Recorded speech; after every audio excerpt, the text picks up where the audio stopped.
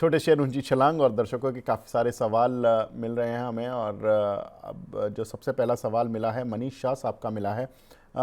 मनीष जी पूछ रहे हैं, अंशुल भाई ये कल्याणी इन्वेस्टमेंट और इकरा में बाइंग क्लाइमेक्स हुआ है, प्लीज़ सजेस्ट कर दीजिए क्या टारगेट रहेंगे लॉन्ग टर्म के लिए। कल्याणी इन्वेस्टमेंट, इकरा की स्पेलिंग आई के आएगा ना सर? नहीं नहीं, इकरा, ICRA। I C R, Iqra.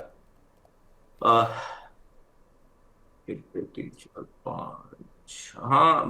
Not exactly buying climax, लेकिन इकरा में हाँ टॉपिंग आउट पैटर्न जरूर बना है, जिसका मेजर सपोर्ट जोन 6028 है, जो टेस्ट हो रहा है बार बार।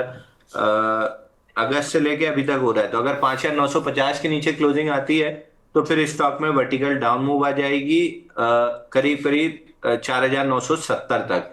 तो इकरा तो खराब ही लग रहा है, लेकिन ब्रेकडाउन 6000 5950 के नीचे बनेगा।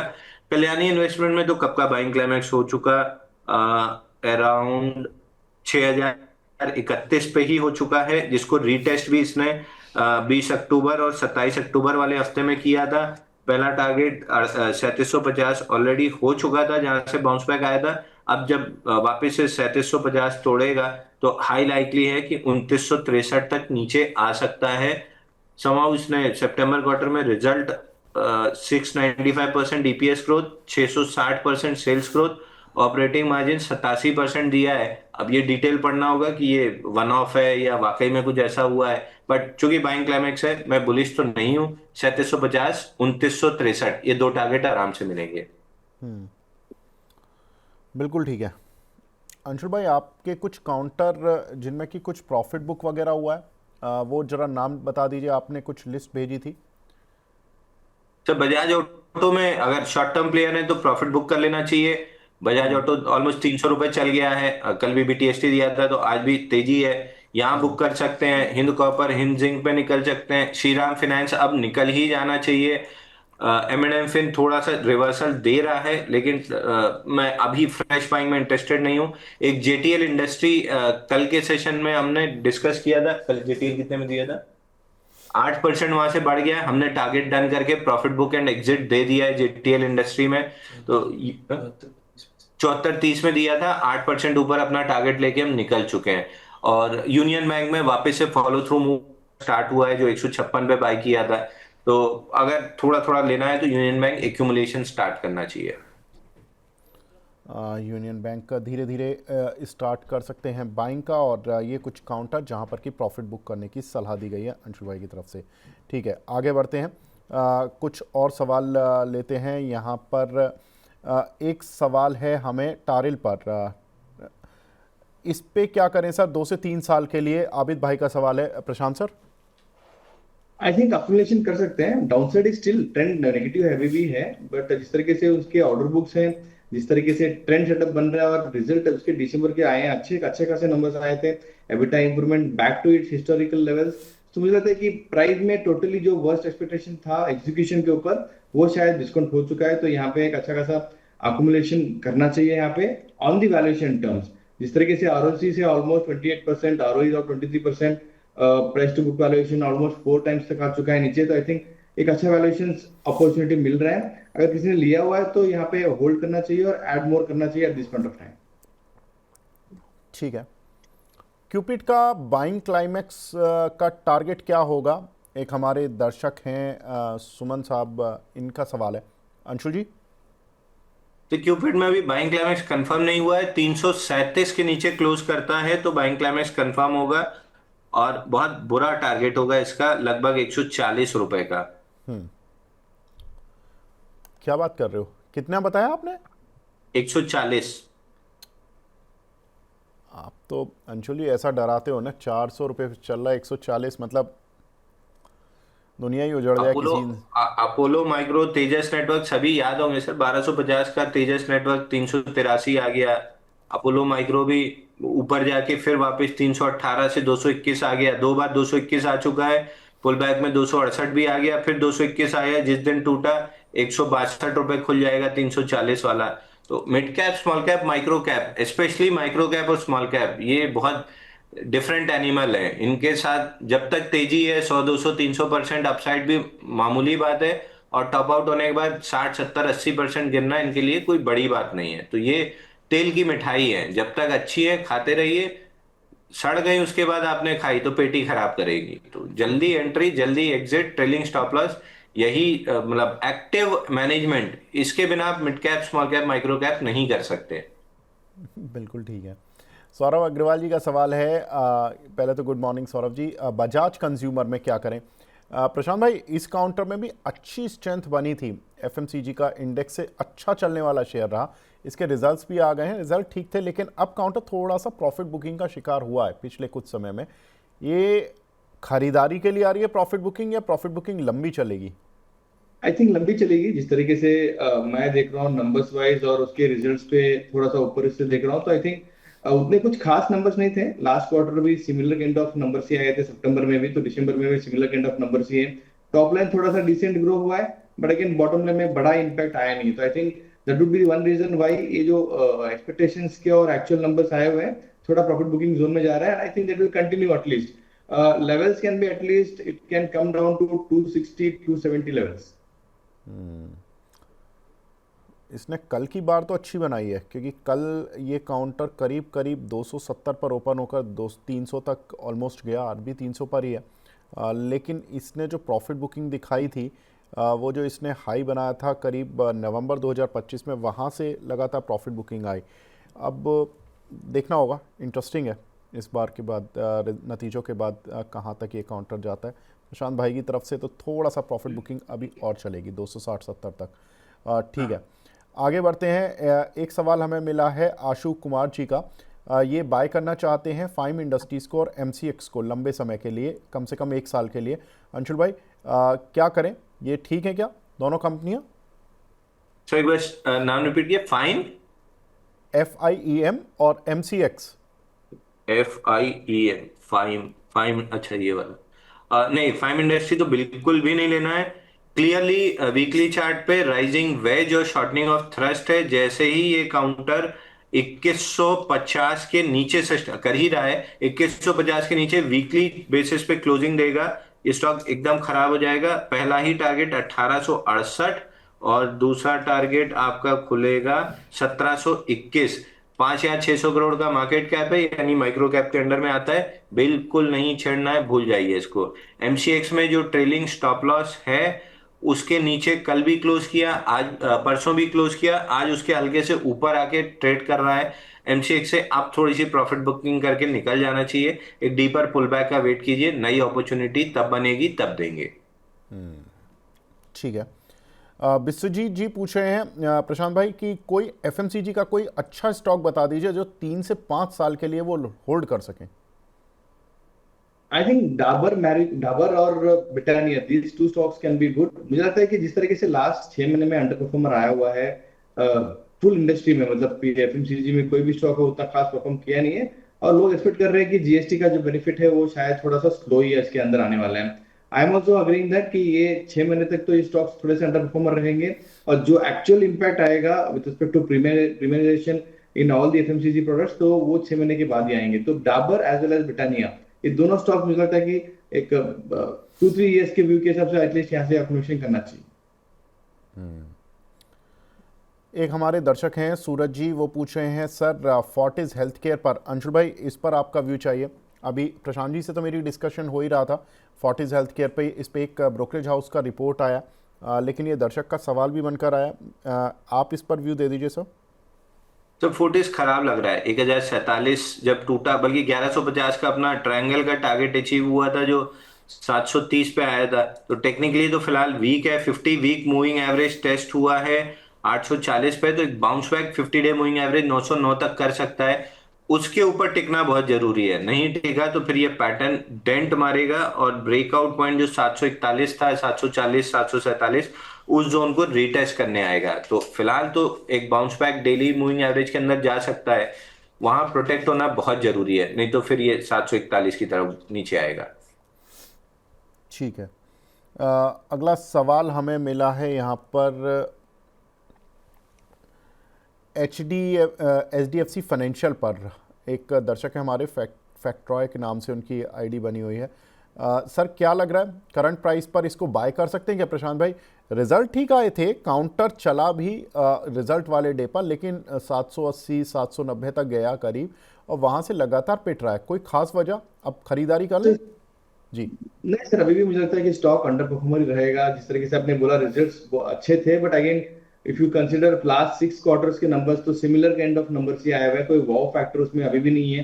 प्रॉफिटेबिलिटी के हिसाब से थोड़ा सा एक 150-80 करोड़ के हिसाब से बढ़ा हुआ है, बट अगेन प्रेशर अभी भी है बुक्स के ऊपर। आई थिंक ये अंडर परफॉर्मर चलते रहेगा जब तक इसमें कोई स्ट्रॉन्ग क्लोजिंग एटलीस्ट 750 770 के ऊपर नहीं आता है, तब तक कोई स्ट्रॉन्ग मोमेंटम एक्सपेक्ट नहीं कर रहा हूँ। किसी ने लिया है तो लॉन्ग टर्म के हिसाब से होल्ड कीजिए। आई थिंक लॉन्ग टर्म के हिसाब से साल भर के ऊपर ये स्टॉक एटलीस्ट 800 820 कर सकता है, बट शॉर्ट टर्म में मैं एक्सपेक्ट कर रहा हूँ कि दी trend of negative will continue.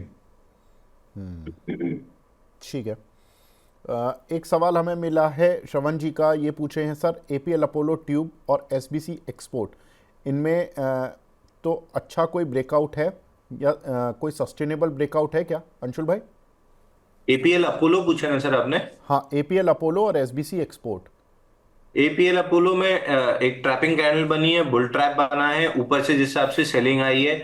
अगर ये स्टॉक आज क्लोज होते होते 2050 के ऊपर नहीं क्लोज किया तो ये ट्रैप में कन्वर्ट हो जाएगा, नीचे 1929 तक का टारगेट खुल जाएगा। तो थोड़ा सा ध्यान रखिए। मॉर्निंग में क्लियर ट्रैप कैंडल 15 मिनट के चार्ट पे क्लियर ट्रैप कैंडल दिख रही है। उसका अगर लिक्विडेशन चालू होता है जो कि 2020 के नीचे होगा, तो अगर 2020 टूटा तुरंत एग्जिट कर लीजिएगा, लिक्विडेशन में 1929 आ जाएगा। अगर 2050 के ऊपर क्लोज हुआ तब तो ठीक रहेगा काउंटर, जो ये ऑल टाइम हाई का ब्रेकआउट है गैप के साथ ये सस्टेन हो सकता है। बाकी जिस हिसाब से 277% वॉल्यूम राइज था, इसको ऐसे नीचे आना नहीं चाहिए था, इसको फ्लाइंग स्टार्ट लेते हुए चले जाना चाहिए था। तो थोड़ी दिक्कत इस स्टॉक में दिख रही है।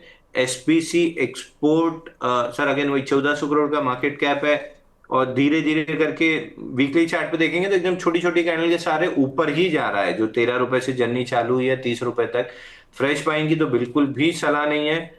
अगर इस स्टॉक में ब्रेकडाउन बनता है, मतलब चार्ट इतना चॉपी है कि मेरे को एग्जैक्ट क्लियर लेवल भी नहीं दिख रहा है। बहुत खींच के अगर कोई लेवल ड्रॉ करेंगे तो 26 रुपए का आएगा, 26 के बाद ये स्टॉक खराब हो जाएगा। और अगर इतना बड़ा स्टॉप लॉस आपको नहीं लेना है तो फिर एकदम टाइट स्टॉप लॉस 28 रुपए का ले लीजिए, बट दो में से कोई एक स्टॉप लॉस जरूर ले लीजिए। पलटा तो वर्टिकली नीचे पलटेगा। ठीक है।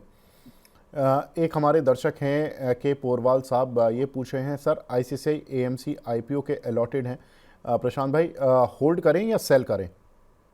Continue to hold. मैं एएमसी एज ए बिजनेस पे बहुत पॉजिटिव हूँ, ऑप्टिमिस्टिक हूँ लॉन्ग टर्म के हिसाब से। और जिस तरीके से नंबर्स भी आए थे, जिस तरीके से एचडीएफसी एएमसी के नंबर्स आए थे और जिस तरीके से निप्पॉन के नंबर्स आए थे, I think very positive momentum रहेगा गोइंग फॉरवर्ड। जिस तरीके से 80 लाख करोड़ का ईवीएम बन चुका है और AMC MP is targeting 1 lakh crore very soon, 100 lakh crore very very very soon in next 2 years। तो आई थिंक वो अगर चलते जाएंगे तो जो टॉप 3 कंपनीज होते हैं आईसीआईसीआई, एचडीएफसी और एसबीआई, एसबीआई म्यूचुअल फंड तो अनलिस्टेड है, बट अगर आईसीआईसीआई प्रूडेंशियल और एचडीएफसी एएमसी दोनों पोर्टफोलियो में रहेंगे तो I think you can earn decent CAGR return on these two companies. So very positive on the ICICI AMC. ठीक है। एक सवाल हमें मिला है यहाँ पर न्यूजन में पटेल साहब का, ये पूछे हैं सर जेफरीज ने 760 का टारगेट दिया है, 30% लॉस में बैठे हैं, क्या करूं? लॉस बुक करूं या अभी जेफरीज की रिपोर्ट को मान लूं? अंशुल भाई। सर न्यूजन में तो 1526 सॉरी 1526 पे ब्रेकडाउन आया था, 1395 पे बाइंग क्लाइमैक्स हुआ था। तब से हम डिस्कस करते आ रहे थे 670 और 342 के टारगेट। तो मैं अपने टारगेट बाइंग क्लाइमैक्स के साथ ही रहूंगा। 670 टूटा है, इधर उधर का पुल बैक आ सकता है, बट धीरे धीरे करके ये 342 आ जाएगा। ठीक है। गंधार ऑयल, हर्षित मंगल जी का सवाल है, इसमें 157 की बाइंग है, प्रशांत भाई इसमें क्या करना है? देखो बहुत दिनों से इसको स्टॉक को ट्रैक नहीं किया है, पर अगर रिसेंट नंबर्स देखते हो तो शायद अंडर परफॉर्मर ही रहेगा। Yes, continue to be negative on this stock. Recently बड़े ब्लॉक डील्स हुए हैं उसके दिसंबर मंथ एंड के अंदर। आई थिंक कोई बड़ा सेलर निकल चुका है इसके अंदर, तो I think that is the way pressure is, but overall valuation very comfortable नहीं हुआ वीएलएल पे। अगर ये है तो एक बार एग्जिट कर देना चाहिए। रफ़ी शेख साहब बोल रहे हैं सर नमस्ते, अंशुल सर को पूछिए बाइंग क्लाइमैक्स हुआ ये कैसे पता चलेगा? और इन्होंने 2-3 शेयर देखे, इन्होंने कहा कि मैंने वीबीएल देखा, सोनाटा देखा, सीएट देखा, पावर ग्रिड देखा, कहाँ बाइंग क्लाइमेक्स मतलब दिख रहा है, कैसे देखें, कुछ तरीका बता दो अंशुल भाई। तो कल्याण ज्वेलर तो अपन मल्टीपल टाइम डिस्कस कर चुके हैं। 630 पे बाइंग क्लाइमेक्स हुआ था, क्लियरली विजिबल था। 242 दिन कंसोलिडेशन में निकल गया, अब वर्टिकल मूव आने लगी है, तो 334 201 दोनों टारगेट मिल जाएंगे। बाइंग क्लाइमेक्स में बहुत सारी चीज, a lot more goes into the context. अगर कॉन्टेक्स्ट बहुत क्लियर नहीं है, कॉन्सेप्ट को आप A for apple B for ball की तरह नहीं पढ़ सकते, उसमें बहुत सारा कॉन्टेक्स्ट आता है। स्टैन विंस्टीन की base analysis, stage analysis, base count, फिर इंस्टीट्यूशन वॉल्यूम, फिर vertical moves, moving averages, lot more. मतलब चाय आप बोलते हो, चाय तो चाय में चाय पत्ती होती है, शक्कर होती है, अदरक होता है, सौंठ और अदरक का मसाला होता है, कुछ उसमें केसर भी डालते हैं, कुछ लौंग भी डाल देते हैं, दूध भी डालता है, कोई स्किम मिल्क डालता है, कोई फुल फैट मिल्क डालता है। बहुत सारी चीजें कॉन्टेक्स्ट में जाती हैं। तो एक्सपीरियंस मतलब 100 150 200 चार्ट खोल लीजिए जिनमें बाइंग क्लाइमेक्स हुआ है, और उनको देखना स्टार्ट कीजिए कि बाइंग क्लाइमेक्स के जस्ट पहले क्या होता है, वॉल्यूम एक्टिविटी कैसी होती है, मूविंग एवरेज से कितना एक्सटेंडेड होता है, लोअर हाई कैसे बनता है, जब लोअर लो टूटता है तो कैसे होता है, कितना वर्टिकल डाउन मूव आता है, वॉल्यूम्स क्या होते हैं। ये प्रैक्टिस से आएगा। आप आज जो भी काम कर रहे हैं, धंधा या नौकरी, आज आप उसमें अच्छा पैसा कमा रहे हैं तो कल से लग गई और आज से नहीं कमा रहे ना। एलकेजी यूकेजी से लेके तब जाते थे, मतलब डायपर लेके उसमें नर्सरी में जाते थे, वहां से लेके फुल पैंट पहन के कॉलेज तक जाते थे, फिर कोट पैंट पहन के पोस्ट ग्रेजुएशन तक जाते थे, तब ना जितना अच्छा काम करना है। तो फिर बाइंग क्लाइमेक्स सुन लिया और चार्ट पे खोल के एक लाइन ड्रॉ कर ली तो ऐसे थोड़ी सीख जाएंगे। तो 100 200 500 चार्ट खोलिए, उसमें मेहनत कीजिए, शाम को 2 घंटा नेटफ्लिक्स कम देखिए, यूट्यूब कम देखिए, चार्ट्स के साथ बैठिए, तो तब ना सीखने मिलेगा। बिल्कुल ठीक है, अंशुल जी ने पूरी गाइडेंस दे दी कि कैसे करना है। ठीक है, किशोर पुरोहित जी का सवाल है, RVNL 365 की बाइंग है, 1 साल का विज़न है। प्रशांत भाई, अब चूंकि रेलवे बजट सिर पर खड़ा हुआ है और रेलवे कंपनीज के नतीजे भी आ रहे हैं धीरे धीरे करके, आपको क्या लगता है कि अब अगले 1 हफ्ते के लिए रेलवे शेयर्स पर बने रहें, RVNL जैसे शेयर पे जिस पे 365 की बाइंग है उस पर 1 साल के लिए सोचें या 1 हफ्ते के लिए सोचें? तो 1 हफ्ते के लिए तो सोचना ही नहीं है, बिकॉज जिस तरीके से गवर्नमेंट ने रेलवे एज ए सेक्टर को ना कि बजट पे सीमित रखा है, but every month every quarter कहीं ना कहीं बड़े बड़े अनाउंसमेंट आते ही हैं। और वो आप देखोगे शायद दिसंबर लास्ट वीक में एक अच्छा खासा मोमेंटम आया था, 305 से लेके ऑलमोस्ट 360 370 तक। तो वो एक अनाउंसमेंट था जहाँ पे 80,000 करोड़ का गवर्नमेंट का अलोकेशन हो चुका था with respect to infrastructure development of railways in pan India. तो आई डोंट एक्सपेक्ट कि बजट में ही फोकस करके रेलवे में डालना चाहिए, एक पोर्टफोलियो स्टॉक होना चाहिए और ये लेवल पे लेना भी चाहिए 330 320 के आसपास रेंज में, बट साल भर के व्यू के हिसाब से लेना चाहिए। बट साल भर में आपको 2-3 ऐसे मौके मिलते हैं जहाँ पे 15-20% का मोमेंटम सेक्टर्स में आ जाते हैं, स्टॉक्स में आ जाते हैं, तो वो एक अपॉर्चुनिटी मिला के उसको एग्जिट कर देना चाहिए। आप जो लोग जनवरी 23 को लिया, मैं नेक्स्ट जनवरी को ही देखूंगा, तो शायद भाव आज का और वो जनवरी के भाव सेम हो सकता है, बट बीच में शायद आपको 15-20% का मोमेंटम आएगा रहेगा, तो वहां पे एग्जिट करना है आपको। ठीक है सर, बिल्कुल ठीक है। प्रशांत सर, 11:30 हो गए, आई नो आपका 1 घंटे का टाइम लिमिट जो है वो पूरी हो गई है, कोई डिस्क्लेमर देना चाहेंगे सर? तो ओवरऑल जो स्टॉक डिस्कस किए, तो शायद 1-2 स्टॉक ऐसे हैं जहाँ पे अपने क्लाइंट्स को भी मैंने सिमिलर काइंड ऑफ एडवाइस दिया होगा, तो उनके रिस्क प्रोफाइल के हिसाब से हमने एडवाइस दिया है। सो वही स्टॉप लॉसेस के हिसाब से आपको ट्रेड करना है, आपके रिस्क प्रोफाइल के हिसाब से। पर्सनल ट्रेडिंग में कुछ है नहीं है, I am mutual fund investor. ठीक है प्रशांत भाई, आज इवेंट एंजॉय करें, फिर 3 दिन की छुट्टियां एंजॉय करें महाबलेश्वर में। एंजॉय, ये अगले कुछ घंटे कुछ दिन आपके बड़े मस्त गुजरने वाले हैं। चलिए एंजॉय करें सर। Thank you.